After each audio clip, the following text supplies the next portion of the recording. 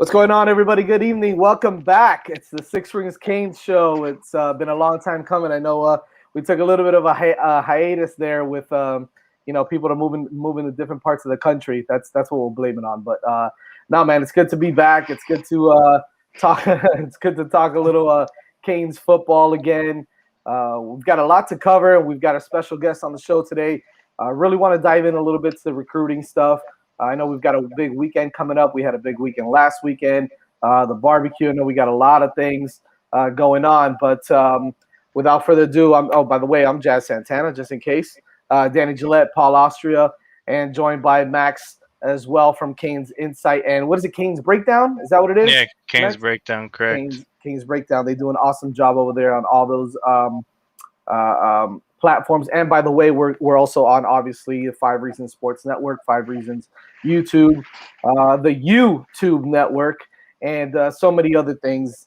You can catch us everywhere. We'll make sure we'll plug it, and we'll put the link up later on after the show as well, so everybody can check it out. If you missed it yesterday, before we get into it, if you missed it yesterday, these guys, Brad and Canes Legacy, what's his name? Chris? Is his name Chris? Yeah, Chris had an amazing kick-ass show as they brought on Coach Rob Likens as well, wide receiver coach. So when you guys get a chance, whoever's checking us out, go ahead and check that out.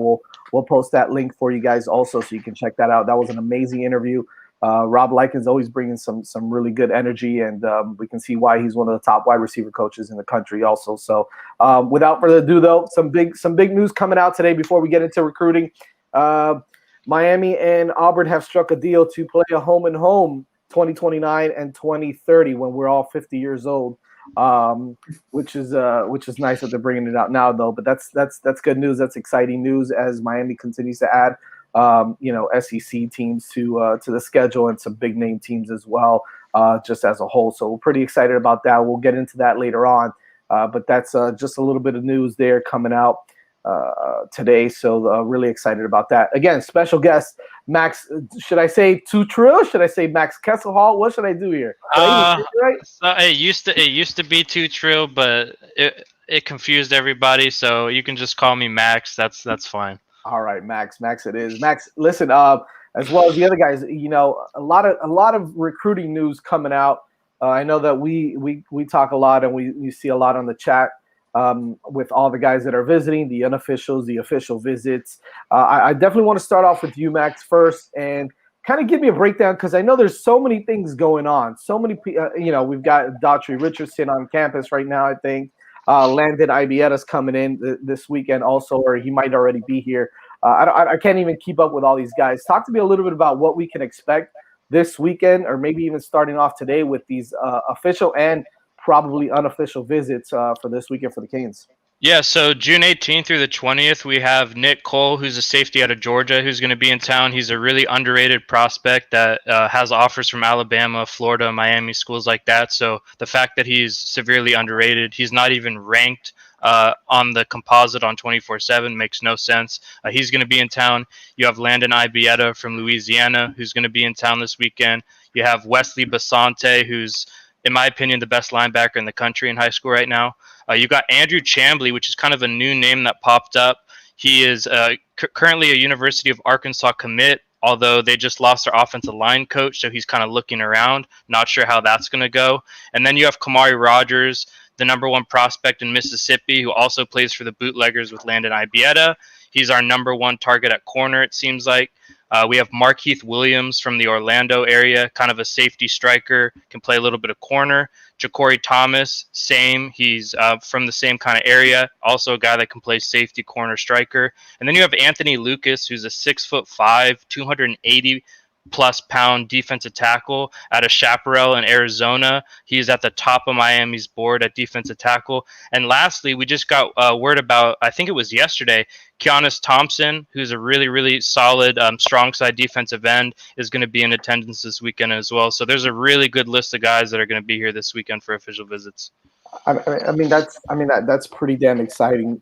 Just to see those big names, not only, as you mentioned, not only from the state of Florida, man, but from everywhere, all over the country.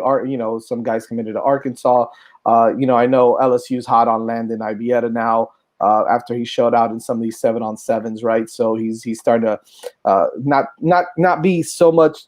I don't want to say he was under the radar, but I think that he's a kid that a lot of people are overlooking, and he's just as talented as some of the other guys that we're looking at, like the Gibsons and the Isaiah Hortons and did I say it? Yeah, and all these other guys that Miami is looking at the wide receiver position. But pretty exciting that we're still going after some of these big name defensive tackles like Anthony Lucas and some of the other guys. However, one real quick thing before I go to Danny and Paul, I'm noticing also a lot of tackles, a lot of big name offensive tackles, offensive linemen that are really wanting to come out and check Miami out. I know, we were talking a lot about this earlier on the Discord. Malik Agbo, and I know that he's not visiting this weekend, is he, Max? No, right? He was here last weekend, wasn't he? Okay. Yeah, he was here. He was here last weekend. He was here the 4th through the 6th, and he's actually in the process of trying to come out again on an unofficial visit. That's huge. Huge. It's huge.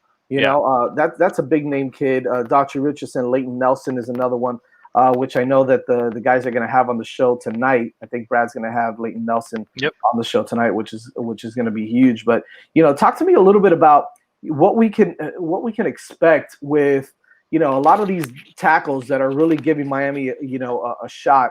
Are we going to take them all if all of them want to come in? I mean, what's the case there? Listen, I'm not opposed to it. I say take them all. You can never have enough, badass left tackles, right tackles, guys that can play the line, because we all know that, Miami recently, well, now they're starting to get back into it where they have some talent, but we've struggled along the line before. So talk to me a little bit about what we're seeing there at the offensive tackle position and why it's, a lot of these big name guys are wanting to check Miami out now. I think it's mostly just Garen Justice. Whenever you can look your offensive line coach in the eye and he's just as big as you, I think that speaks volumes, because he's played the position. He's just as big. He's very relatable. He's not really an older guy like some of the previous coaches we've had. And as far as like how many we're going to take, I was doing a little bit of math earlier today, and it's like there's so many tackles and very, very few guards, it seems like.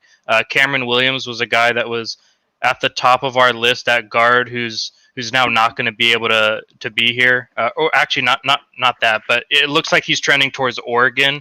And so then you have guys like Leighton Nelson, who seems like it's a similar situation. I know Brad and I have talked about it a lot. Similar situation as last class, Austin Barber. He was all in on Miami until Florida offered. That was kind of his dream school. So I'm not sure how things stand with Leighton Nelson. And then you look at some of the tackles. Well, which tackles can move inside? And the one that sticks out to me is Malik Agbo. I think Malik Agbo is the only real tackle that we're looking at right now that can slide to the inside. I think Dachi Richardson needs to play tackle. I think Jacob Hood, he's 6'8", has to play tackle. And then you have guys like Chamblee, who's a right tackle, and some other guys like that are all kind of fit the tackle mold. Look at that. We got another special guest over here. They're all coming on, man. I love it. Brad Tajeda's joining us here on the Sixth Ring. What's going on, Brad? How you doing, buddy? What's up, fellas? How are y'all doing tonight? What's up, man? What's up? Listen, before we get to Brad, because obviously Brad's got some good stuff as well. These guys do a kick-ass job. Danny, I want to start off with you. Just talk to me a little bit about all these visits that are coming in with all these big name guys, not only, as I mentioned earlier, not only from the state of Florida, but also from around the country that are really, kind of eyeing an opportunity to play at the University of Miami. What is the biggest factor in your eyes, right? What's your kind of opinion as to why some of these guys are really starting to give Miami a look, whereas we've struggled in the past to get some of these big name guys from outside the state? By the way, and I want to preface that by mentioning, for me, I love guys from out of the state that are big-time badass players, because the truth is, if you look back at the history of Miami Hurricanes and all their top players, a lot of them are not from the state of Florida, right? You get a lot of guys from Louisiana and California and Texas and Georgia and North Carolina and all these other places in the Northeast. You get a lot of these guys that come in and dominate down here. So I like seeing guys from outside of the state of Florida. What is it, Danny, in your opinion, that is kind of continuing to, well, not continuing, but kind of bringing that back around? Well, for me, I think it's a couple things. For one, a lot of these kids grew up, the 3 Miami teams, or they've at least heard of the Miami teams of the early 2000s. So I think name is a big factor still. I mean, and then it's Miami Hurricanes football. It's always going to be relevant. It's always going to be known. And then secondly, I think the level of talent that Miami is bringing in, particularly on the offensive side of the ball, I think recruits are starting to see that there is a tangible vision of success and high-profile players who want to play at Miami and who want to come here. And I think, the recruiting circles and the prospect circles are smaller than we think. So if one kid visits Miami, then he may say something to a friend who's also a highly rated prospect, and et cetera, et cetera, et cetera. And I think that, where it gets back to prospects, and I think the combination of the name, what Miami's building right now, and the fact that word of mouth travels quickly are, the main things in my eyes that are kind of bringing Miami back, I guess you could say. Well, you know what? You bring up a great point, man. A lot of these kids talk a lot, right, in these 7-on-7 tournaments and all that. So, and you see it a lot. You even see it in the high school ranks, right, where you see kids going out to these tournaments and recruiting other kids to come and play at their high school, right? We just noticed that with 2 big-time linebackers from Hallandale, I believe, that are now transferring over to Central. So you see a lot of that. But, Paul, and I want to bring this around to you because Brad mentioned something yesterday in his interview with Rob Likens about the type of players that the coaches want to see, the type of recruits that coaches are looking at. And by the way, again, Brad, you got to send me the link so I can post it again. And that was awesome. You guys did a great job yesterday with Coach Likens. But we're seeing that the name, regardless of whether it's 17 or 16, 17, 18-year-old kids that weren't around, they weren't born yet in 2000, 2001, they're still the standard. Miami is still the standard, right, Paul? So is that something that's still keeping these kids coming around, whether we go 7-4, or we go 9-3 or 10-2, whatever the case is? What is it about some of these big name players, that are really still considering Miami? And as you can see, we're getting a lot of these big name talents as well. Well, the big thing for me is that as a contrary to, I guess, quote unquote popular belief, the logo still holds weight. And you brought up a good point where a lot of these players were not around when they won in 01, or they've seen like the 02 or 03 teams. But I still feel like there is still something about playing in a city like Miami, definitely a very, very unique city. It's a very unique opportunity itself. It's avoiding, these guys who grew up in like cold climates their entire life, they can escape to the sunshine and kind of just, not have to worry about that. And it's definitely very, very different. And I think on top of that too, I feel like I haven't been this confident about a coaching staff in terms of recruiting, probably in the past 15 years, I would say, as much as I am with this staff. I feel like this staff is relentless, but they're also very just consistent, and they're very relatable. I think people, the T-Rob hiring, for example, I feel like, T-Rob's a player favorite. He's a guy that guys can easily relate to. He's from the Miami area, so that really helps. And he's very good at just kind of cementing relationships, kind of like what a Coach Bondo was before. And I think that, that plays a huge role. They've now it's kind of like all coming together. I think losing T-Will was it kind of sucked, but even though they still have DVD, especially DVD, I think was a great he definitely was a great promotion. I think bringing him along was or at least giving him the official quarterback title was great in itself. And I think part of in Miami's recruiting approach now also is that you have to keep in mind that for the 2022 classes, that I feel like there is a shortage of skill players in the state of Florida. So they've kind of had to resort to going out of state, and I'm talking about mostly just, I guess, receivers and running backs. I mean, and that also played into my taking Cody Brown, because I think, I'm not sure if they were really high on him before, but they kind of thought ahead and were like, okay, we're looking at the list. There's no one really in the state of Florida, so if we can take him, let's take him, and then we're good for this year. And I think that but now I think with Miami kind of recruiting, I guess, I don't want to say they're recruiting more nationally now, but it's them being able to balance both. Like they're able to recruit local as well. Like, they're kind of going after the central kids, the Hollandale kids, the same schools that they usually go after, but also balancing that with going to, as far as Washington. Like, I think that Agbo, even considering Miami up to this point in the process, is huge because it's a cross country trip. Tickets from here to there are like probably like $400. Yeah, they're not cheap. Yeah, and to come here not only on an official visit, but also on an unofficial on his own dime is huge. So whatever Diaz or even Coach Justice is putting in his ear, like, it's working. And I think and you see that also with the Louisiana kids as well. Kids that normally would consider, they just think about LSU and that's it. But now it's definitely, they're kind of turning the corner in terms of their recruiting approach, and it's working so far. Like, you see how many kids are visiting, and it's paying off. Well, I think you mentioned something big that, again, Coach Likens did speak about yesterday with Brad and Chris is the coaching staff, right? Bringing in a guy like Garen Justice, bringing in obviously Coach Likens, and pairing them with Rhett Lashley, right? And how that breeds just the success that they have from a recruiting perspective, not only because of how good they are as position coaches, but that they all have experience calling games, right? They all have experience being offensive coordinators or being head coaches, and recruiting some of the best talent in the country. Brad, I kind of want to swing it to you a little bit, and maybe we can swing it back to Max a little bit also on how important it is, and again, Coach Likens said it, how important it is to have that type of staff in place to get some of these big guys, not only closer to home, but like Paul said, right? Some of the guys out in the West Coast that might not, originally consider Miami and now are. Like, how big is that? Yeah, I mean, I think at the end of the day, it starts with the foundation that you have in place, right? You go back 2 years ago, and what you saw on the offensive side of football and on the defensive side of football, there was no consistency.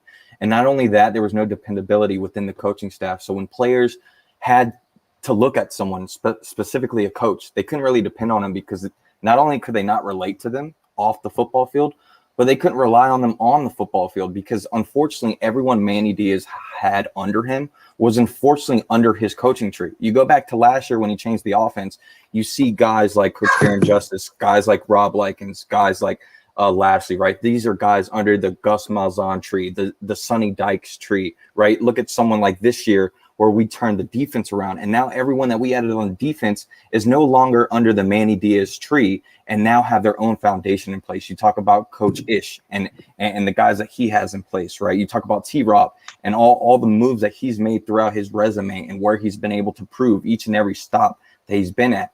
Someone like Coach Stroud, who, don't get me wrong, he did very well with what we had in place, but he's not a relatable coach when it comes to these young men. And with someone like Coach Simpson, the resume he's built, the foundation he has just in high school alone, he knows exactly what these high school kids want when it comes to going to a university. And Likens talked about last night, man, even though these young men don't know or have not experienced what that 2001, that 2002, 2003 feeling is, all it takes is one person to believe, right?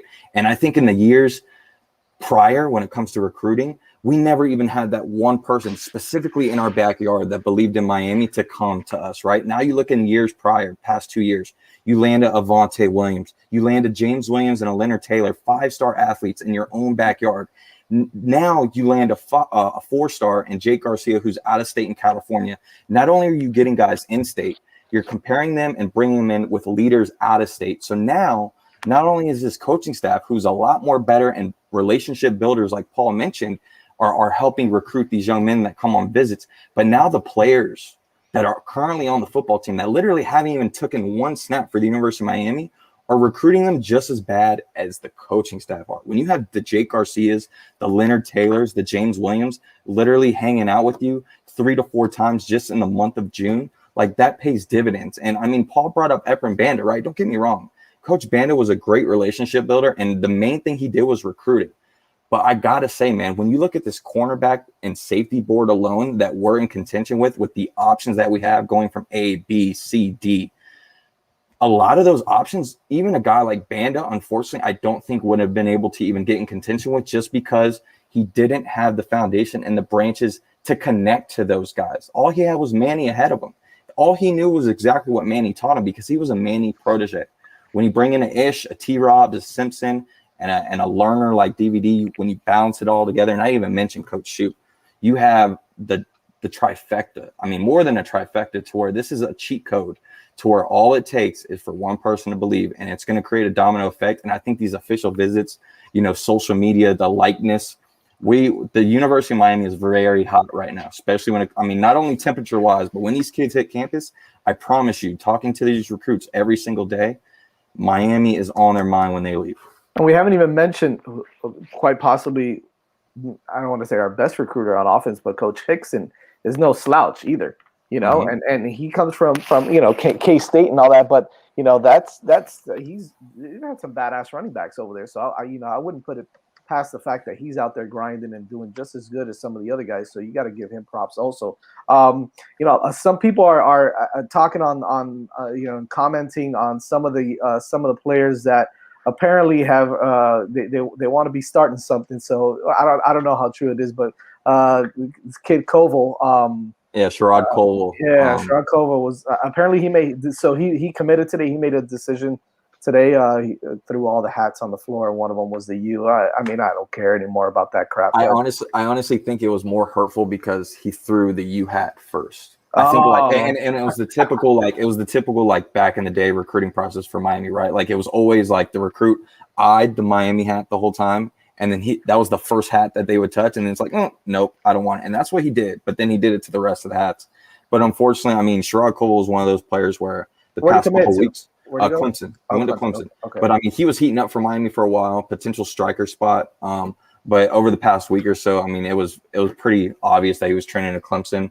Again, though, I talked about options. We have literally 1A, 1B, 1C when it comes to almost every position, and that's the great thing about this stuff. Well, Max mentioned someone that I think that I'm pretty excited to know a little bit more about.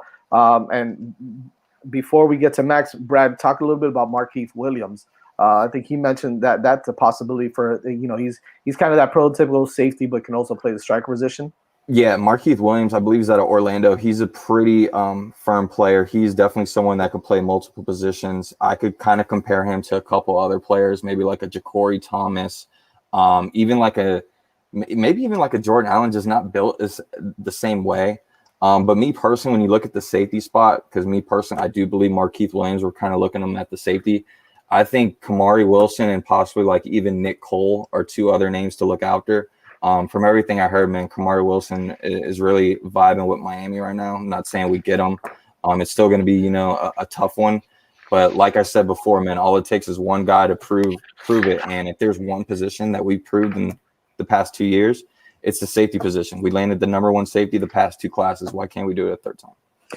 Real quick, Max, I kind of want to talk to you a little bit about this, and also Brad and the rest of the guys also on last week's visits. Right, we've had some really big names come through here last week and last weekend, and then obviously the week as well on some officials and unofficials. I was expecting to hear some more guys commit. Obviously, we didn't hear too many guys kind of pull the trigger right then and there. But if you had to kind of take out your crystal ball, I don't want to use a crystal ball reference, but it is what it is, on who you think is going to pull the trigger, or maybe silently pull the trigger. I know, I don't want to throw that out there too much, but some of the guys from last week that maybe you can see kind of committing to Miami or pulling the trigger anytime soon here. Yeah, so I don't like to ruin kids' moments, so I'm not going to give crystal balls. But I will say who I think we have a good chance with, because that's my cop out. So last week we had Isaiah Bond, Ja'Cory Brown, Caden Helms, Cameron Williams, Leighton Nelson, Quan Lee, Justin Medlock, Isaiah Horton, Jaden Gibson, Bear Alexander, Jacoby Spells, and Falenta Carswell. So out of that list, obviously we already have two commits. I think Caden Helms is going to be a tough one to grab. Personally, there's a lot of schools that he's very interested in as well. If I had to pick 2 or 3 names from the list, I would say we have a pretty good shot at Isaiah Horton. We have a pretty good shot at Jacoby Spells, Falenta Carswell, Jaden Gibson, and Justin Medlock. I know that Coach Cooney posted something, and some guys got a oh, what are you doing? There's a bunch of haters out there on Twitter because he said spelling and he capitalized spell, but kind of giving us an indication that maybe he's either on board already or will be soon. But hey, listen, that would be an awesome pull to get a kid like Jacoby Spells in this class. But aside from those guys. Paul, is there anybody that's on your radar? Not only from last week's visit. I know a kid like Bear Alexander came in kind of last minute, and it was exciting to see him come to campus. I'm sure that he's going to be a tough pull, but he is somebody that that if Miami can pull, then you're still seeing them grab those big time 4-star and 5-star prospects. Is there anybody that's on your radar that you're looking at that maybe you think could pull the trigger, or maybe even now on this week's visits coming up could possibly pull the trigger after their visit? I think still tough to foresee just because we are kind of still recruits are still making those visits now, for the first time in basically a year. So they haven't really had a chance to check out schools. So I feel like a lot of recruits definitely will take it a little bit slow. At the same time, with the landscape of recruiting, with the early signing period, with transfers kind of factored in, it could be pushed up. So I feel like it's kind of, this is also kind of like a wait and see kind of deal with this year. But I mean, I'm still intrigued by Shamar Stewart still. I think that he's been making a lot of unofficial visits. And I feel like that's a guy that Miami has to get. I don't like saying must get, but it's just like having the 7th best player in the nation in your backyard. 5-star kid, they got to keep him. They got to find a way to keep him, no matter what. They can't let LSU kind of get their hands on him. They need to find a way. And I think I'm sure that Josh Richardson's definitely loving his visit. I think he just got on campus today. He's definitely one guy I would keep an eye on for sure. And plus, I think it's kind of hard to get great quality linemen down here, especially. I think even what's his name, Isaiah Walker. I mean, it hurt when he initially committed to Florida because he was really the only name that intrigued Miami at offensive line down here. So I think they need to get Richardson as well. And I mean, obviously, all eyes are on Kamari Rogers, who I feel like has kind of been flirting with Miami so much that it's just it's only a matter of time before he kind of makes the announcement on Twitter. And I mean, it helps definitely that quarterback is a huge position of need for Miami. So if Miami can kind of just get him, as also the linebacker from Central, Basante, I think he's also been Miami's ear, or at least Miami's been in his ear a lot. If they can that's a number one guy. That's a number one guy on the radar. I think. I was gonna mention too, man. You talk about just the June 11th visit, right? With the names that Max mentioned, and you just mentioned Wesley Basante. But when you talk about the linebacker position, that's a key position that we have struggled ever since Manny Diaz has been on staff, whether it's head coach or defensive coordinator. And you look at the board, and it still seems like we don't have many reliable options there. If we were to strike out on Wesley, we are in very big trouble, right? But even if you do land a Wesley, you still need help, right? And you look at the June 11th visits, one guy I would name is probably Justin Medlock out of Manville, Texas. You talk about some of the landscaping of where Miami is branching out and where we need to get back to our roots. Texas is a state that we have always done pretty well in. And a guy like Corey Flagg, who just landed out of Texas last year at linebacker, did pretty well for us. So I think between him, a guy like Justin Medlock, who has a lot of potential, and if you look at this linebacker room, that is one position in particular he could get some playing time. And then the offensive line, Leighton Nelson in particular, I'm going to have him on my show in just an hour at 9:00 along with Chris Graves. So I'll kind of feel out how that UF offer is going to go for him. But if Leighton Nelson doesn't end up being a Miami Hurricane, I could see Falenta Carswell, a.k.a. Flip, end up being that guy from Georgia. That's awesome, man. That's going to be big news right there. And by the way, anybody who's listening in, make sure you tune in at 9. Leighton Nelson, Chris Graves. I didn't know it was Chris Graves also, so that's awesome. That's huge. Make sure you guys check that out. Danny, really quick, I know you cover the Big Ten a lot in Nebraska football, but you're up in the Northeast, so you know a little bit about some of the players up there in the Northeast. And anybody that maybe and you know what, Max and Brad maybe have heard of some of these guys, but is there anybody up there in the Northeast that Miami should keep an eye on, or has, or will be maybe recruiting now later on down the line? I will say up here, you would see a lot of recruits commit to smaller type of schools. Usually, like for example, Massachusetts is known for producing good offensive linemen. Right. They tend to go to the Midwest. And there are some schools in Connecticut that have excelled in terms of producing tight end recruits and quarterback recruits, but those normally don't head south. They usually go to the Midwest or they stay, local. It's not like down in Florida where you guys have incredible athletes with a ton of speed and athleticism. It's more so. Yeah, you got the big uglies up there, man. Well, Right, Tyler yeah. Van Dyke. Hey, Tyler Van Dyke, man. True. Right? But Yeah. I mean, they are few and far between up here, for sure. Yeah, that's all right, man. Yeah, that's what you get for being up there in Boston. Anyways, so check this out. We're gonna. It's all right, man. Go Red Sox. Let's go. We're gonna wrap this up in a second, but I really want everybody to kind of give their final thoughts on this weekend. I think this weekend is important, just like any other weekend, right? Max mentioned a whole bunch of guys that are going to be down here this weekend, but I think it's important that if we can, listen, I think that if we can figure out a way to tell Wesley to kind of be like, yo, dude, pull the trigger. Let's go, man. You're the domino effect. You're the one that needs to drop for maybe some of these other big names. And Brad, you hit it on the head, man. Linebacker position is still scary. I know Corey Flagg is legit, but you really don't have much after that. Sam Brooks in the bunch, great, but and Tyler Johnson. Hey, big ups to Tyler Johnson for finally getting on campus as well. So that might be a little boost. He's still got some weight to gain also, but it's going to be important to get some of these guys like Medlock and some more linebackers in. I'm just excited to see what they do on this visit and see if anybody pulls the trigger. But I'm really expecting some of these guys to really kind of, finally say, all right, I'm going to be a Miami Hurricane this weekend. What are some of the guys that maybe, before we head out here, Max, what are some of the guys that maybe you can see this weekend really bumping up Miami in their rankings of schools that they might want to commit to? By the way, you're not allowed to say my boy. Man, I was about to say your boy. All right. No, Brad's gonna have to say your boy. All right. Yeah. So I'm just gonna go with the two obvious ones: Wesley Basante and Kamari Rogers. I think Miami's in a really good spot with them, and I think that they're getting really, really close to making their decisions.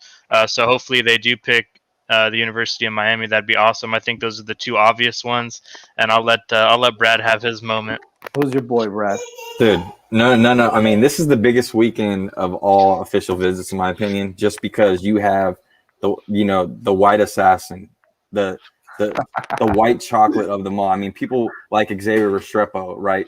That Miami and South Beach got a taste of Tyler Hero on the basketball court. Oh, well, now we have the opportunity to get Tyler Hero on the football field, and I'm talking about Landon Ibieta out of Manville, Louisiana. Anyone who has not watched this young man's tape, stop what you're doing and go type in Landon Ibieta. This is a kid who has been a football phenom since he was 4 or 5 years old. He's got clips on YouTube when he was literally like 2 feet tall, destroying everybody on the football field. And he's the only white boy out there in Louisiana, torching everyone. He just left the LSU camp, and everyone, from what I heard, he was the best player out there. And every 7-on-7 he's gone to, he's been the best player out there. Everyone, it's always the same 3 lines when someone watches Landon Ibieta, and it's, who is that? And I'm telling you right now, knowing Coach Likens, talking to him, Landon Ibieta is someone that he's very intrigued with, and he fits the Miami Hurricane mold.